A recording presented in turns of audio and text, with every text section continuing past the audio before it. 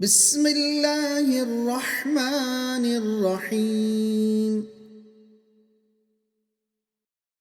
يا أيها الناس كلوا مما في الأرض حلالا طيبا ولا تتبعوا خطوات الشيطان إنه لكم عدو مبين. إنما يأمركم بالسوء والفحشاء وأن تقولوا على الله ما لا تعلمون.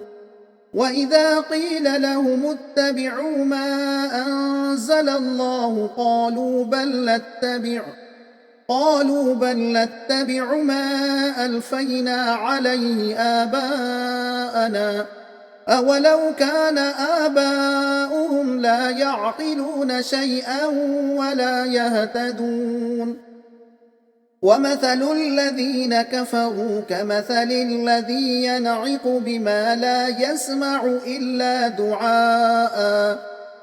إلا دعاء ونداء صم بكم عمي فهم لا يعقلون.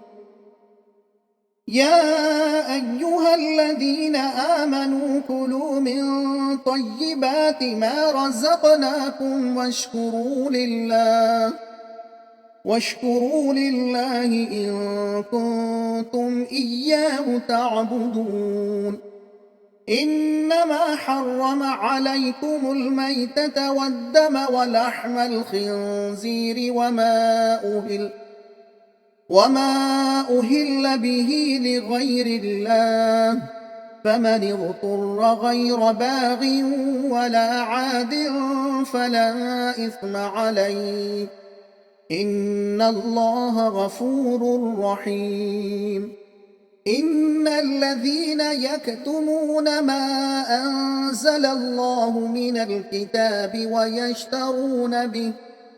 ويشترون به ثمنا قليلا أولئك ما يأكلون في بطونهم إلا النار ولا يكلمهم الله يوم القيامة ولا يزكيهم ولهم عذاب أليم.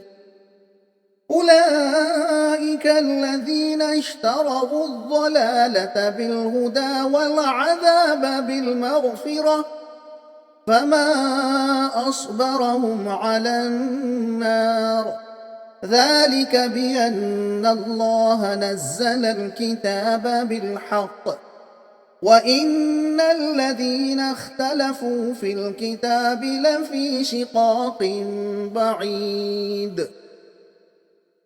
मज़मून किसी चीज़ को हलाल या हराम करार देने का इख्तियार सिर्फ अल्लाह ही को है।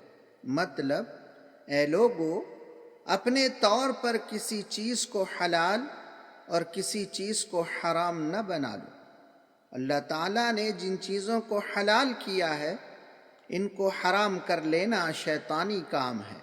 मुसलमानों, अल्लाह ने जो पाक चीज़ें तुमको दी हैं इनको बेतकल्लुफ़ खाओ।